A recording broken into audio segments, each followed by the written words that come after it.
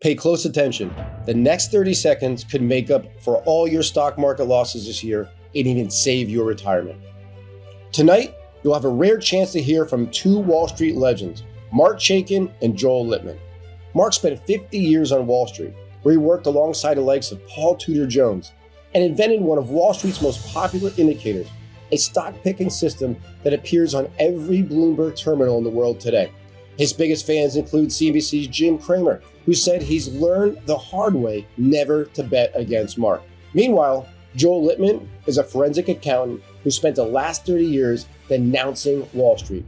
He predicted the crash of 2008 months before it hit, and his insights are in such high demand, he's been invited to speak at Harvard, the FBI, and even the Pentagon. What Mark and Joel are going to share with you tonight could make or break your retirement, a way to 5x your money, even if the market crashes another 20% this year. And they say what's coming before the end of the year will create and destroy fortunes, depending on which side you're on. Let's face it, the stock market's been a minefield this year, with the biggest sell-off we've seen in 50 years. And thanks to inflation, even cash isn't safe anymore. Your money's losing value even as we speak, at a rate we haven't seen since the 1980s. If you want to survive this disorienting market, then don't miss Mark and Joel's big reveal tonight. They'll be giving you a financial lifeline that can erase this year's losses for you and trigger a wave of potential wealth that's so powerful it could save your retirement. And you don't have to wait until tonight to get started. For a sneak peek of Mark and Joel's big reveal, go to wealthcrisis2022.com. That's wealthcrisis2022.com. Welcome to Making Money. I'm Matt McCall. Thanks for joining me. It's September 22nd, 2022. It is actually truly a beautiful Thursday morning down here in South Florida. I didn't sweat to get my tea this morning. However, the Fed had me sweating quite a bit yesterday. As expected, Jerome Powell and his cronies raised interest rates 75 basis points. However, the market still did not like it. Stocks fell on the news after it attempted a rally, more down today, and we're going to dive into that. More importantly, I'm going to talk about what this means for your money, your investments. Maybe you're a borrower, maybe you're a saver. It affects all of us. All that and more coming up right now on a Fed special here in Making Money.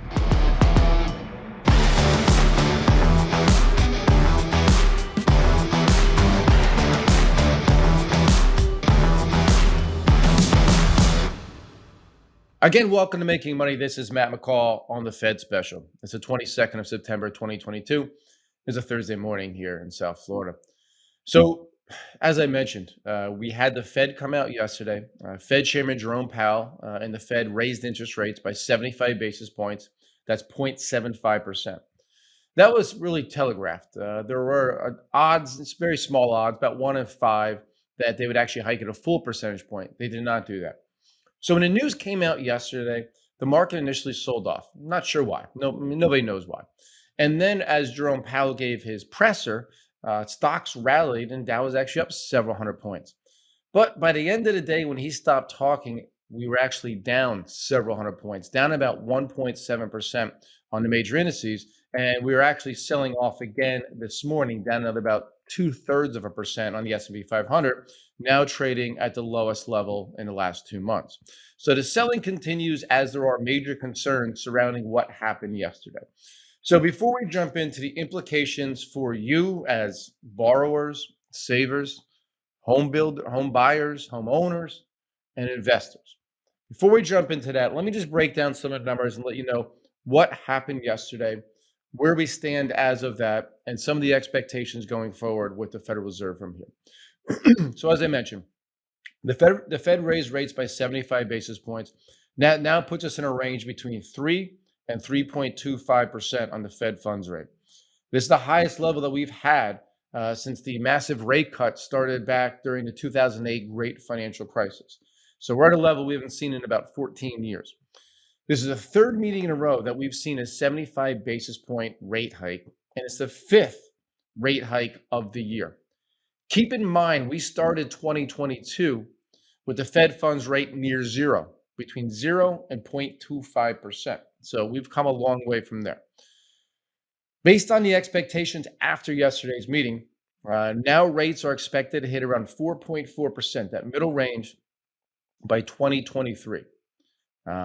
Growth expectations coming out, these are from the Fed again, are now for GDP to come in at an increase of 0.2% this year, an increase of 1.2% next year. They expect unemployment, which right now is at 3.7%, to be 3.8% by the end of the year, increase to 4.4% by next year. And they expect inflation to fall to about 2.6 to 3.5% by 2023. So let's take a look at those numbers here really quick. The growth expectations, still a gain this year of 0.2% is what they expect. So I look at this and I think to myself, well, that's not recessionary numbers. And a gain of 1.2% in the GDP next year, again, not recessionary numbers. I'm not putting all my weight on what the Fed believes because we know they've been wrong many, many times, over and over. They've been wrong more than they've been right. I'm not a Fed basher per se. I think there's something out there that they can bring to the markets and they can stabilize markets. They did it in '08. A lot of people will say, well, that's what's created today. Well, since '08, it's also created a lot of wealth for investors. And then counting argument is it doesn't help the lower income class of people. And that could be true as well. But we're not here to debate the existence of the Fed.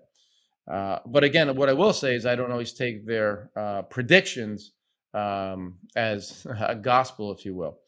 So growth expectations, even though they're raising rates, still believe they can come in positive this year and next year. So we'll see. But either way, very slow growth overall.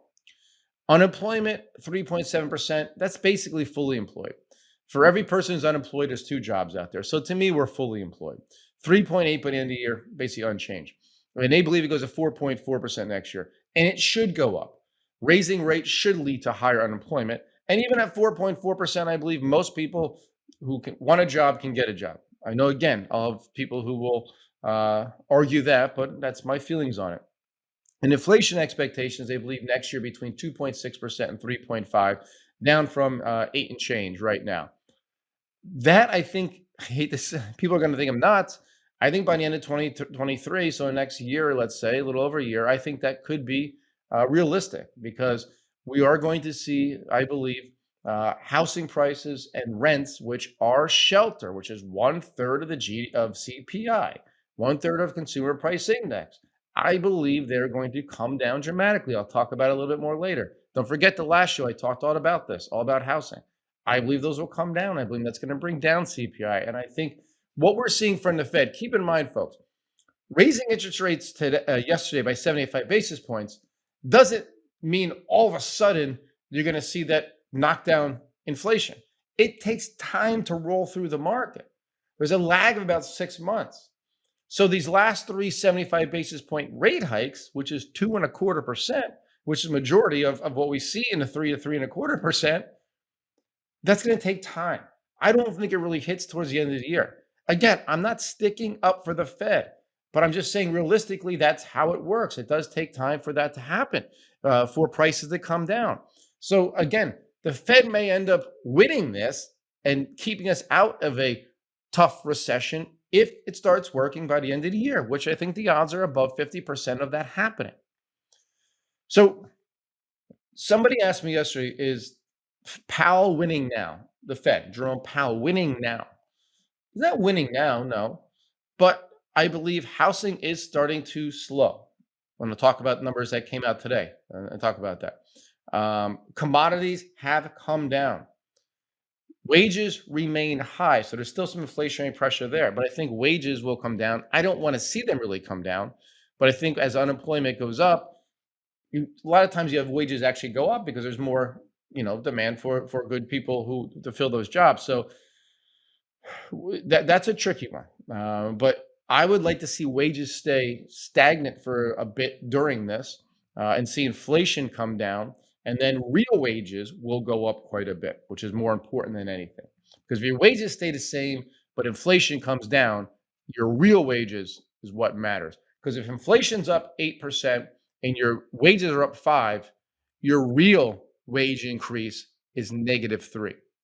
But if we can get inflation down to 2% at some point in the next couple of years, and you're still getting wage growth of 5%, your real wage increase is now up to 3, which is very, very nice.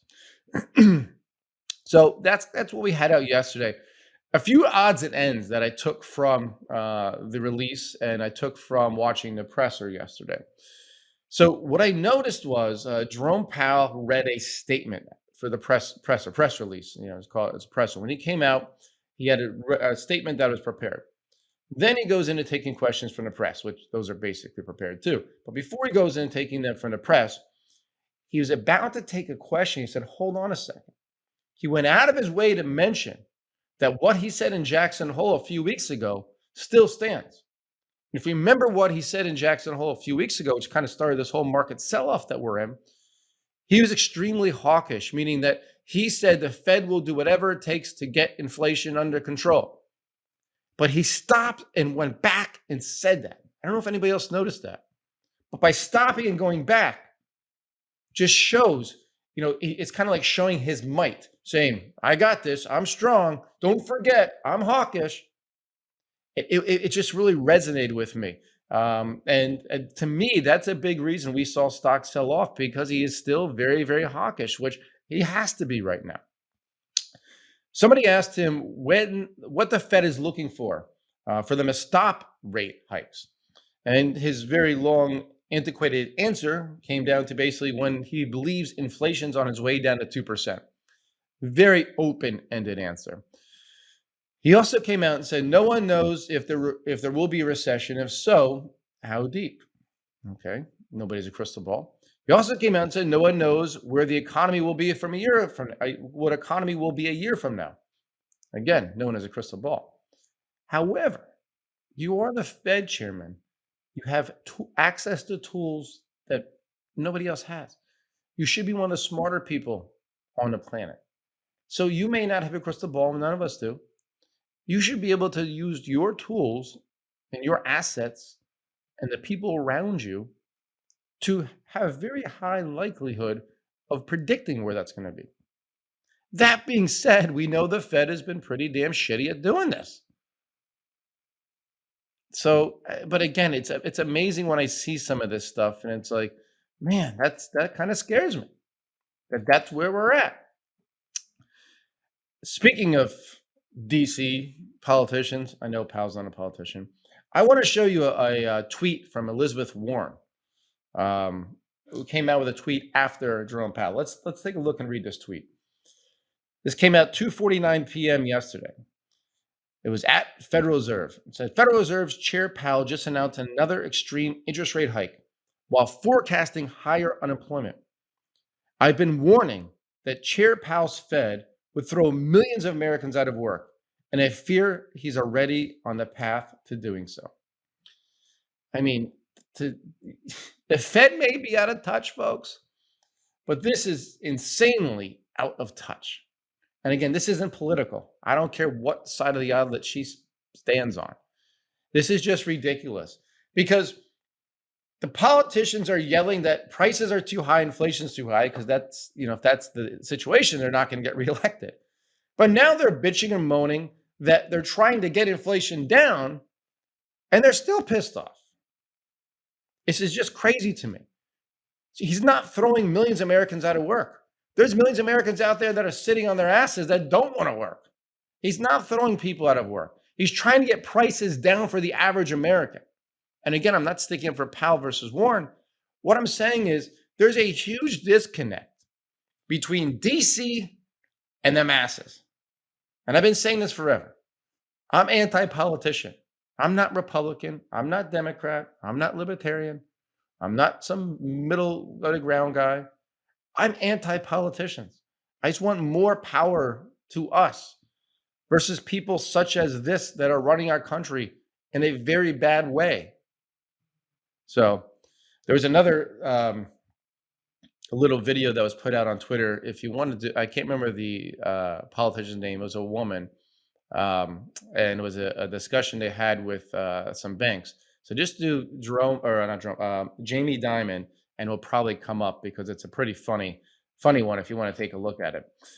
All right. So, last thing before I get into these implications for us, which is the most important thing, the market expectations right now for the path of the Fed. As I mentioned, we're sitting right now between 3 and 3.25. We're going to call it 3%. The prediction is for November, which is the next meeting. We don't have one in October. Is for another 75 basis point hike, taking it to 375 to 4. There's a December meeting as well.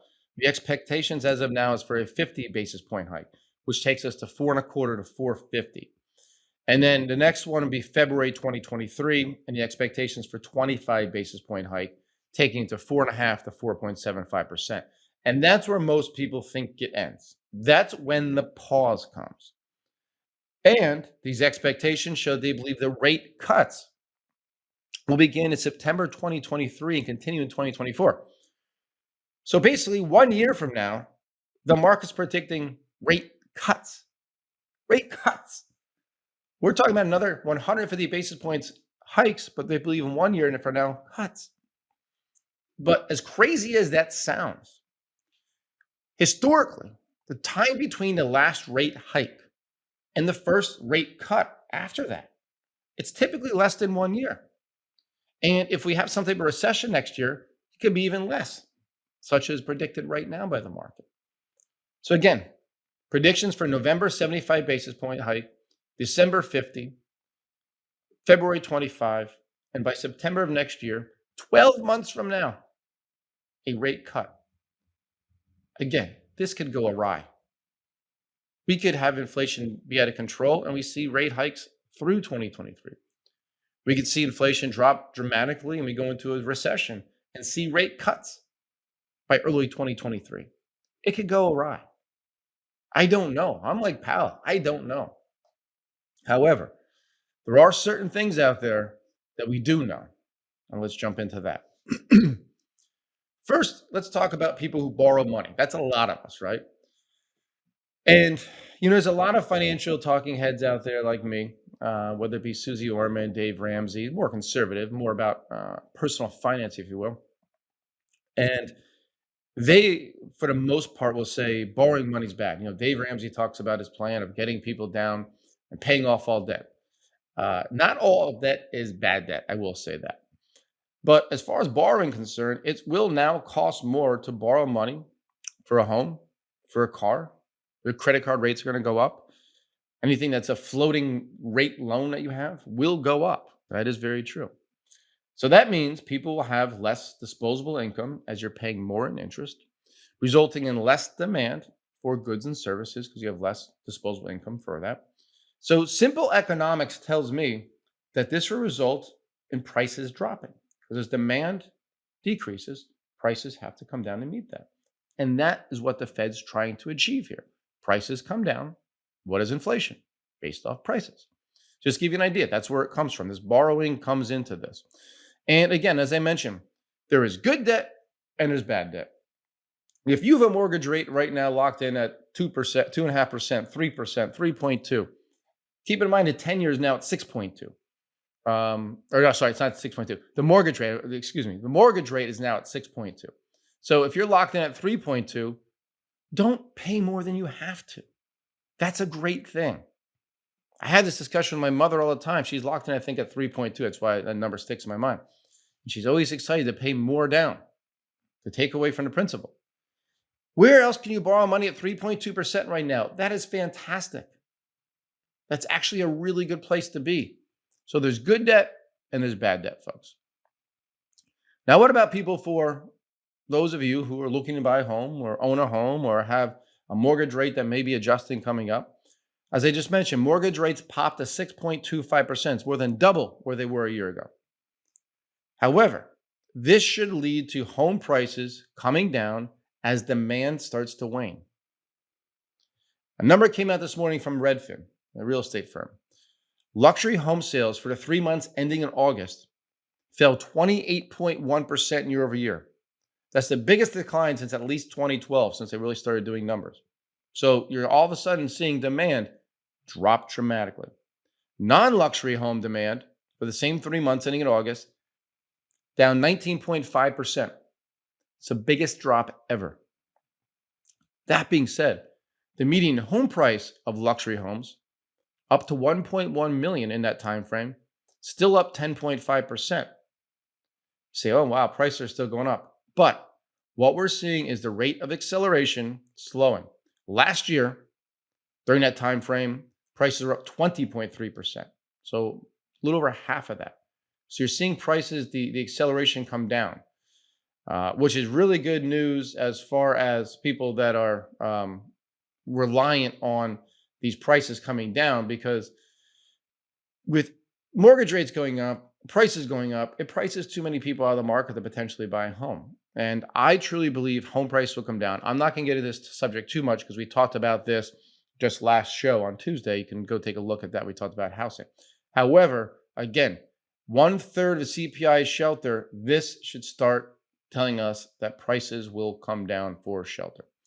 What about you savers out there? And there's not many of you left, but in theory, this should lead to more people putting money into savings accounts and CDs because the rates become more attractive. It could also hurt businesses because, again, there's less disposable income because more people are saving, less money out there sloshing around to buy goods and services, which, again, will take prices down, what the Fed's trying to achieve. So I looked this morning, the 1-year CD rate is now at 2.77%. So you lock in for 1 year at 2.77%. That's not horrible, but again, if inflation's at 8%, you're still losing, give or take, 5.25 real return. And then we have the savings, average savings account. I will tell you, I was blown away, and I'm going to go to a chart here for you. This is the U.S. savings account rate. You can see on the right-hand side here, it's spiked up, but we're at 0.17%. That's the average interest, average you get on a savings account. Sure, there's some that pay more at certain banks that are deals. You try to get in for 6 months and it's high. Or if you have a certain amount of money, I think in my Chase private client account, it pays a little more, but it's still nominal for money sitting there. But again, the average is 0.17%. That's mind blowing. That's absolutely mind blowing to me. So maybe it doesn't get people excited to put money away because I wouldn't be excited at 1.17%. So speaking of yields and getting that, what about bonds? Yesterday, the yield on the 2-year Treasury surged to 4.12%, the highest level since 2007. The 10-year spiking again this morning, now up to 3.65%, the highest we've seen over a decade. And then they take the spread between the 30-year and the 10-year. And the spread closed inverted only 2 times since 2006, both this year. It did it again yesterday. We want to keep an eye on that. Not much to be said, it's just one day. So if more happens in the coming weeks, I will come back to that. But what concerns me here is typically when you see these inversions, and I'm going to show you a chart right now. This is the 10-year to 2-year Treasury yield spread. Typically, the 10-year should pay more. But when the yield curve is inverted, the 2-year pays more. So now we're down to a negative 0.5% to start the day. And if we go back to the other times we've been around there at this level, we didn't hit it in 07, 08, but we hit it in early 2000. And what happened after that? All these gray areas are recession. Right after that, hit a recession. We came to that level again in the late 80s. We had a recession in the early 90s. And then we had a couple back here in the 80s again. So typically when it comes down to this level, the Treasury spread on the 10-2s, you will see a recession in the near future from there. I think we're really in probably a recession right now. So I don't think that we really need to worry as much about that. I think we're already there. But I just want to put that out there for you. What about currencies? The US dollar yesterday, US dollar index rallied to a new all-time high. Because when we're paying such high interest rates, money floods in here, and the dollar demand goes up, which puts the price of the dollar higher. The euro fell to 98 cents. That's a decade low. This is good for people that are about to go overseas. I'm actually going to Portugal the first week in November. Going to bounce around Europe for a little bit, do a little sightseeing, and so that'll be good for me. I was looking at Budapest this morning, and one of my researchers sent over, the exchange rate in Hungary right now, and basically a beer is going to cost me about $1.50. Nothing wrong with that. Lunch should be about $5. So it's good for people overseas. However, I haven't talked about this enough. A strong dollar hurts multinationals based here in the United States. Why? Because if you're a company based in the United States and you do a lot of business overseas, say they're buying in euros, their euro doesn't go as far anymore, so they can't buy as much product. So if a large portion of your revenue comes from exporting overseas, you're going to see that hurt. And we've seen a lot of companies come out over the last couple of quarters and say the strong U.S. dollar has hurt the bottom line. And again, that is normal. You will see that.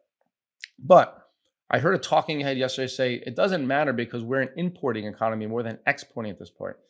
Very true. I think I agree with that. I haven't thought about that premise before, but I do agree with that. The one issue that I have though is it does still hurt individual companies.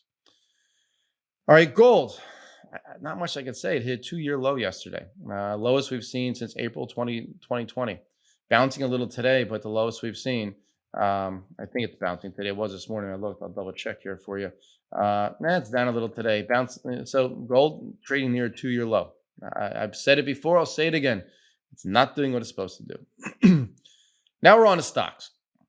As I mentioned, the market was down yesterday about 1.7%. We have the S&P down again around 11 o'clock right now, East Coast time, another 0.7%. And really, this was caused by the hawkish view, the aggressive view of the Fed, and increase of the outlook of rate hikes this year into next year. We're about 4 to 5% above the June lows. That's going to be very important. On the S&P 500, we're going to need to watch that level. And that level is around 3650. Let's call it 36 to 3650. We're at 3760 right now. If we break through that level, that's not good. I'll be honest with you. I think we could do a test of it, what they call a double bottom. If that happens, we bounce. That's going to be very positive. We will have to wait and see from there. This negative news has sent the VIX, which is CBOE Volatility Index, to a 2-month high. So the higher it gets, the more fear in the market. Makes perfect sense. So let's go to a chart here. Well, one more thing, actually, I want to say. There was a study that came out by AAII, AAII. It was a small survey, only 900 investors. But they found that, and this was before, obviously, it came out today, so it had to be before the Fed, that nearly 1 in 5 consumers have closed their investing or trading account over the last 12 months. And 21% were millennials that closed it, and Gen Z was even higher. So you're seeing a lot of young people that probably got in with that damn Wall Street bets BS and lost money because that's not really investing, that's gambling, in my opinion. And now they're upset and they're getting out. It's not the time to be getting out, folks, especially if you're that young. Keep dollar cost averaging down if you're watching this show. Please, please, please. If you don't know what dollar cost averaging is, please Google it and read about it because it's extremely important. So what should investors do now? That is what should be in everybody's mind. What should we do at this point? And what I'm going to tell you here is I just show you a chart about the potential recession. I'm not worried about the recession because by the time I tell you a recession, typically the market's bottoming and coming back up. So there are obviously high odds of a recession coming with that what I've just showed you. But again, as I mentioned, I think we're already there, number one. Number two, by the time they tell us this, again, I really believe that it's too late at that point. I think we're already there. So a couple of charts I want to show you here. One, just so not to make you feel any better, but to make you feel you're not alone. This is the S&P 500. It's the worst performance through the first 181 trading days from Charlie Bilello. And you can see it's going back to 1928, folks, nearly a century. This is the 5th worst start through 181 trading days. Only times they beat it, 01, 02, obviously during the tech bubble, 74 inflation, 1931 depression. And it shows here from day 182 through the end of the year, up 1.2%, up 4.3, up 13.4, and then we had 31, which is the depression. I don't think we're anywhere near depression, so I'm not as worried about that. So again, just to kind of not make you feel better, but make you feel like you're not alone. We have seen this before. So another chart I want to show you, which is great from Charlie as well. This talks about when we have a bear market, but we've had usually typically rate cuts going back to Greenspan in 87. You can see here, this is a list back to 87, rate cuts. We're now in a situation where we have rate hikes. This is something that's not normal. This is somewhat unprecedented to be in a bear market and to have rate hikes going up. So there is a bit of that unknown that is out there right now with what's going on in the market, because this is something, again, history repeats itself, but this is a bit unprecedented. So we are in a situation where, this isn't something that we've seen before. So let's jump into this chart. This is from Carson. This is Carson Investment Research. This is where Ryan Dietrich's at now. One of my favorites. Used to be at LPL. Look at this chart here, folks. I think this is great because this morning the AAII came out, and the AAII, I'm mumbling my words here, the American Association of Individual Investors came out, and the investors today were the most pessimistic about stocks they've been in the last 13 years. The percent of bears, those are people who think that stock market's going to fall in the next 6 months, shot up to 60.9%. Let's call it 61%. That is for the week ending September 21st. So I don't know if they actually got the numbers in from yesterday. I'm sure they did because it spiked so much. Week before that, it was only at 46%. It's only the fifth time since 1987 we've been above 60%. I'm about to show you those numbers here in a minute. The last time was in March 5th, 2009, which was 1 week before the ultimate bottom of the great financial crisis, which led to a huge, huge rally. So let's take a look at what Dietrich put together here for us. It takes the 4 other times that this has happened. Again, this is the 5th time. And it shows out 12 months from there. And it was up every time 12 months from there with the average gain of 33%. And again, this does not mean we're up 33% from there. What I'm trying to show you here, though, is the fact that typically when the masses are this negative, again, the last time was March 5th. I put out the Andrew Jackson portfolio. That was on March 12th, I believe, the day the S&P at 666 intraday low, and called in the bottom on that. I will pat myself in the back because that's one of the best calls I've ever had, or the best call I've ever had in the stock market.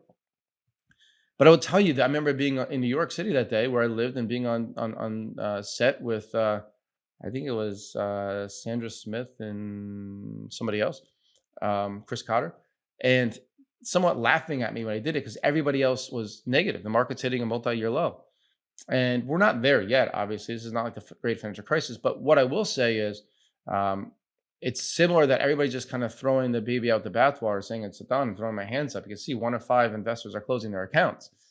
That's not good, but it also tells you that, okay, we probably have a lot of the worst priced in. Again, it doesn't mean we can't go lower, folks. But I think a lot of it's priced in, and you have to look out as long-term investors because it happened to be at the bottom in March. But if we go back to 2 other times it happened in early 2008. There was 2 instances happened. It happened once, and we continued to go down. And actually, 3 months after that, the market was still down 2.2%. And 6 months after it, the market was down 5%. But 12 months later, it was up over 17%. So you can see here, sometimes it takes a bit to come back. It may not be the ultimate bottom, but you want to start thinking about at some point putting money in mark. I'm not saying do that right now. New money, I think you should, but I'm not. Most people think I'm crazy. But especially don't sell your positions that are holding up well. So that's my big picture from here. The next thing is where to invest. If you do want to put money to work right now, I think there's great individual stock ideas. We put out a recommendation last night that is in the, let's call it alternative energy space, not solar, not wind, something else. And I love the company. It's a newer company. I think it's a great buying opportunity here because it's just innovation. It's changing the world. If you're looking for something a little more stable, there's 2 sectors I came up with. I think you should look. One is healthcare. The healthcare stocks tend to do well in this type of environment. They have not, though. They're cheap compared to their peers. And the sector is going to upend so many things that are going on right now. The innovation that's happening in the next couple of years is going to change that trillion-plus industry, and there's going to be a ton of money to be made. The other one is energy stocks. Energy stocks have pulled back. And I think energy prices will hang around here. But a lot of energy stocks are sitting on support right now. So I think there's some big upside. If you want to hedge your portfolio with some energy stock, I think you can find some opportunity there. But if the entire market washes out, it doesn't matter where you are. It's going to bring down the market no matter what. So just to kind of give a quick recap, the Fed came out aggressive. We kind of knew it was happening. And, really we're pricing in a 75 basis point hike in December, which is the next meeting, and 50 in October 75, 50 in December. So we're pricing that in already. So the way that I look at this is, sure, the market continued to fall from here. I take it back. Next meeting is November. I keep mixing up my dates. November, 75 basis point, December 50. No meeting in October. I don't want to say it's all priced in, but a lot of this is priced in. And that's why we're seeing the market come down, because these expectations had been increased since the last meeting. And these increase in expectations led to the market selling off right now and spooking people out. Again, probably retest that 3,600, but keep in mind, October is the month of lows. It's the time when you usually see a market sell-off that's ugly. It's usually a time you see people freak the heck out, and it's usually a time you see the market bottom. Mark Chaikin believes it, and I have to say I'm on the same page as him. I don't try to time the market. I'm a crystal ball, but I think in the next 2 months, we see a really nice market bottom, and I think we have a great opportunity. So I hope this helped. This is a complete breakdown, a little longer show than normal, but I thought it was really important to break this down so you know what all this means to you as a borrower, as a saver, as a consumer, as an investor. So make sure you put the feedback down below. Again, thank you so much for watching. Have a great rest of your week. We'll be back Tuesday from a brand new studio here in Florida. I'm excited for that. Thanks again for watching. That was Making Money, and I'm Matt McCall.